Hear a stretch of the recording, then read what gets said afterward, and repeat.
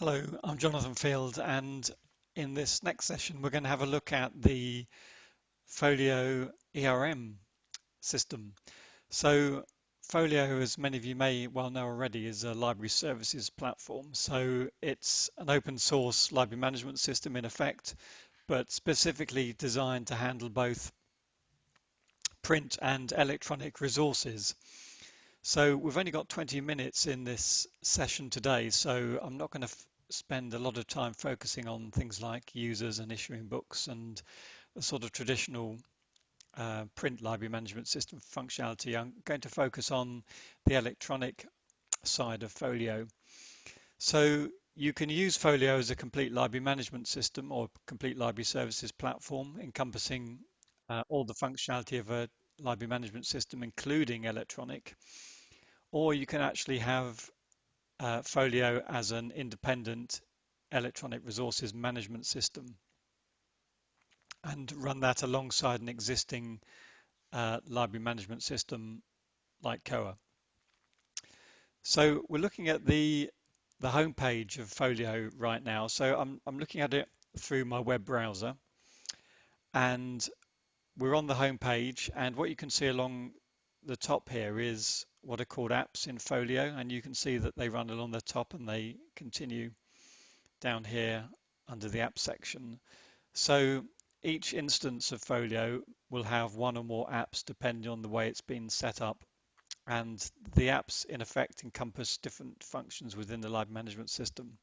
And as I said, today I'm going to focus specifically on the electronic resources part of Folio.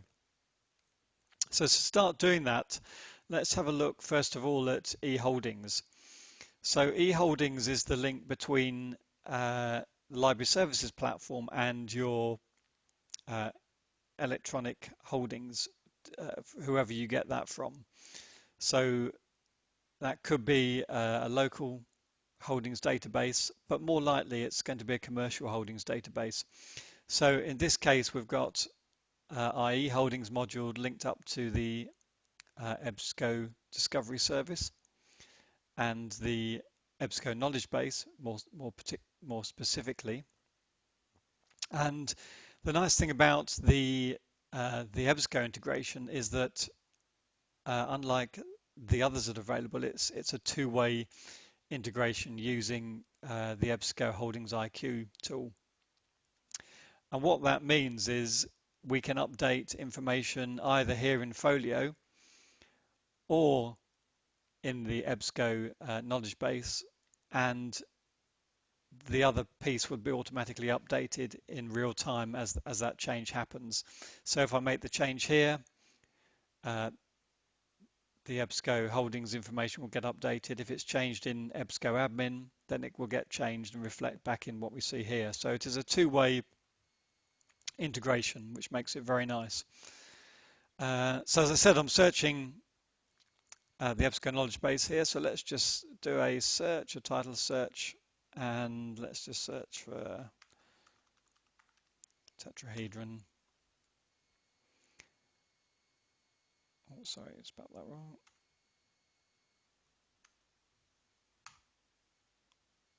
There we go. And you can see all 25, 26 holdings from coming back from EBSCO here. And the one at the top is a journal. So let's just have a quick look at this. And like I say, this is coming real time from the knowledge base itself. So we've got information about the title, ISSN, and so on, description. But as I scroll down, you can see that it's available in multiple packages from different providers. And you can see most of them aren't selected, but you can actually see that we already have this because it's in the Agora journals package. And hopefully you can just about see there the green icon, which means that it's already been selected. So it is part of, has been selected as part of our holdings. So that's good news. We already have that in our collection. Let's go back, and this time we'll do a package search. So we're looking for packages, and we'll just search for Ultimate. And again, a number of different packages. And again, you can see that they've either been selected or not, depending whether they're grey or green. And at the top here, we've got Academic Search Ultimate. which is almost 14,000 journals. Let's just have a click in and have a look at that one. So that's already been added to our holdings. And again, we've got all the information about the package, who the provider is, and then we've got some choices that we can make here as to whether the information about the titles are available to end users through the discovery interface or whether they're just for staff, proxy information, whether any agreements, and then importantly at the bottom, the titles that are incorporated in that package. And from here we can search within that. So in effect we can go back and search for titles, which is pretty much what we were doing right there at the beginning when I did that tetrahedron search. On the top right hand corner, and this is common throughout all of Folio's apps really, we've got an edit button, so I can edit, but we have other actions as well. So in this case I can remove this from our holdings. If I just close that, we'll finally do a provider search. So let's just search for ProQuest. And we can see here's ProQuest as a provider, and they have almost 900 packages in total. And again, we can see those listed at the bottom there. And again, there's a search box to allow us to search within. So we can sort of come into the electronic holdings from 3 different places. Now, it's worth me just saying that electronic holdings and print holdings are described differently within Folio. So electronic holdings are always described under the eHoldings app, whereas inventory encompasses print holdings. So I'll just show you that quickly. We're not going to delve into it in any detail today, but this is more what we would think of as our traditional library catalog. So if I just search for train, here we've got a book, and this is more traditional book with holdings and a barcode and so on. Now, obviously, the 2 separate apps describing the 2 different types of material is great, but it'd be nice to search them together. And that's what we have up here in our codex search. So if I go to our codex search, and this time just search for ABA, you can see that we've got in this time holdings but from both electronic holdings and print holdings, and we can see that because the electronic holdings have got the little red icon here and the orange icon represents the print holdings. So again, I can go into either one of these. If I click Abacus, then I'm now back in the eHoldings module, as you can see. And then if I go back to the codex and just look at the ABA journal, then we can see that we're in the inventory app. So we're now looking at the print holdings. So that's the codex brings all this information together. Now, to enhance that, we've also got a lot of other apps that sort of relate to all of this, and those are defined by multiple apps along the top here. So we're really looking here at agreements, licenses, organizations, and e-usage, but also related to that, orders and financing in terms of actually being able to place orders for this type of material, electronic material, and being able to fund them and so on. So as I said, there's a lot to sort of cover here in just a short amount of time. So what I'll do is I'll just go to the agreements and show you what an agreement record looks like, because that pulls in information from quite a number of other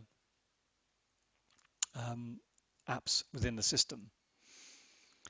So there's 3 agreement records here, and you've probably already noticed, but down the left-hand side, you always get these filters as well. You probably saw it in the eHoldings app and the inventory app. So we can filter in many cases. So perhaps look at closed agreements as well.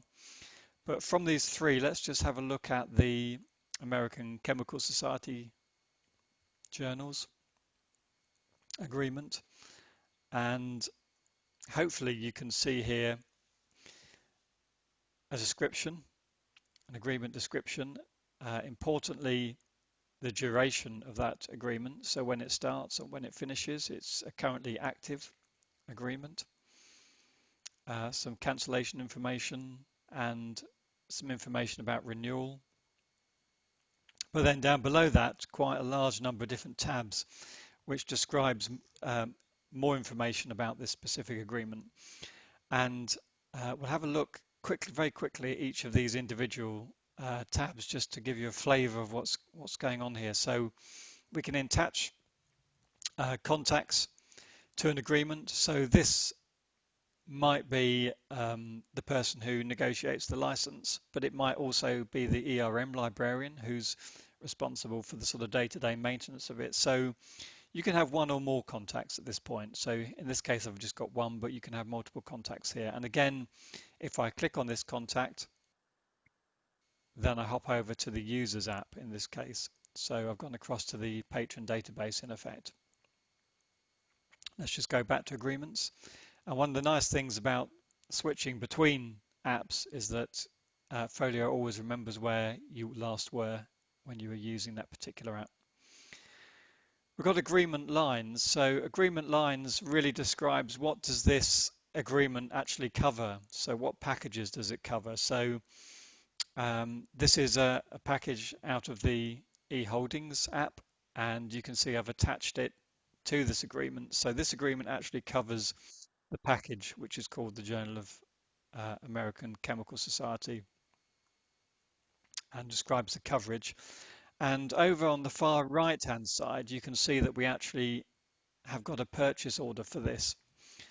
And the purchase order was linked via the orders app at the time that this package was ordered. So we've got an order for this electronic subscription, which is already stored in the Folio system. So I won't jump across and have a look at that now, but we could jump across to the orders app and have a look at that. We have multiple license tabs, so you can attach multiple licenses for different purposes. The controlling a license really is the important one, I guess. That's the current license that controls this. And again, you can see there's already a license already attached to this, and some of the license information has been pulled through. And that links across to the licenses app. So again, if I click on that, we'll jump out into the licenses app, and here's that specific license, but there's some other licenses here as well. And again, if I drill down a bit deeper, who is this license being assigned by? Are there any contacts? What exactly are the terms of it? So you can see we've got very detailed terms information here, but if I go back to the agreements, then what we'll see is that the terms that we're seeing in the license there is actually pulled through into this tab called License and Business Terms. So I don't need to leave the Agreements app to look in detail at what the license restrictions are. So I can scroll down, you can see there's information about what we can do, printing copies, interlibrary loans, and so on. Organizations, so this is really the body from whom this was ordered, or the people who license this. So again, in this case, it's an organization or vendor called the American Chemical Society. And again, I can click through to this and it'll take me through to the organizations app. And again, I can look in more detail at this. So information like contact people, sales people, customer services people, the vendor terms, EDI information, and so on. I'll go back to the agreements app, and again, what we can see here, if you just go back to the organizations tab, is also credentials information about login and password information, really. So this is any types of credentials that you hold about this organization. So typically it could be the admin, the website where all the admin goes on for this particular provider. So you could hold that type of information here as well, which is quite useful. We can attach other documents, so just random documents about this, PDF documents to it. We can have just very basic sort of notes about this, so additional information, general additional information, and we've got usage data as well. So I mentioned that there's an e-usage app, so that's what this links us through to. And the e-usage app gives us information really about um, statistics relating to this particular provider. So Folio supports sushi connections.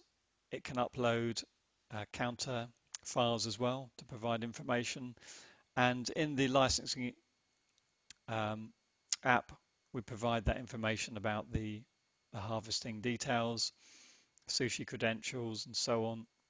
Uh, we can upload counter files from here.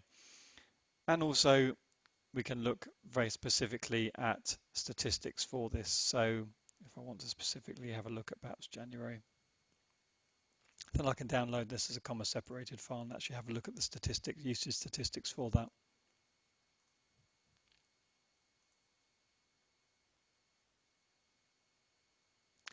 Okay, we jump back to the agreement. So that's pretty much the agreement as a whole. So you can see from there that you can link out to all these different apps within Folio. The only ones we didn't really have time to look at were the orders and the finance. So as I said, that's really described here under the agreement line. So I can pop it out there and just have a look at the order for this and look at the value of it and when it was ordered and the vendor and so on. So again, all of these apps link together.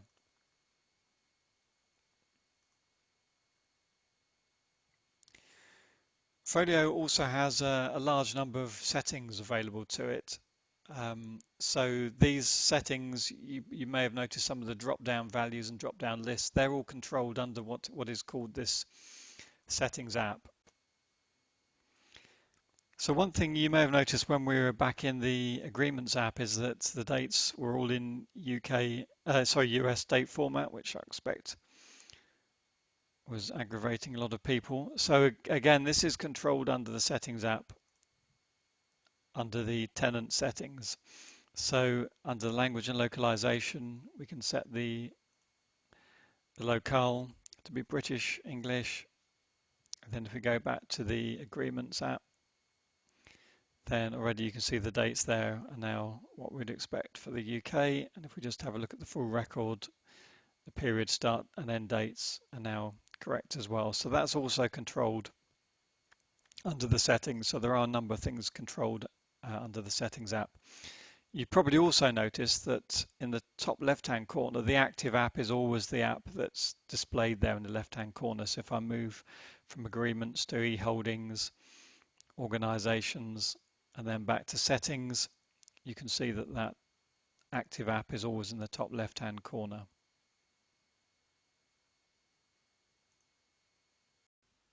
And you can see that the settings app covers all sorts of different things from users right through to agreements and then some really sort of organizational information. So again, a lot of information here. If we just quickly have a look at the agreements.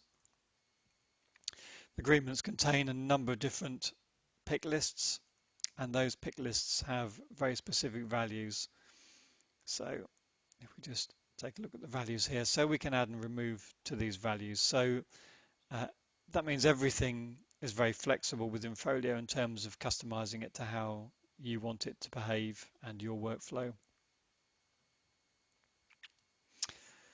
So hopefully that's given you a sort of a very quick overview and a lightning sort of tour of Folio. Obviously, if you've got any specific questions or you'd like to see a bit more that, and perhaps some of the other parts of Folio that we can't cover in such a short time, then we'd be very happy to speak to you or leave a question and we can answer it today. But I thank you for your time and hope you found that useful, and I hope you enjoy the rest of the day. Thank you very much.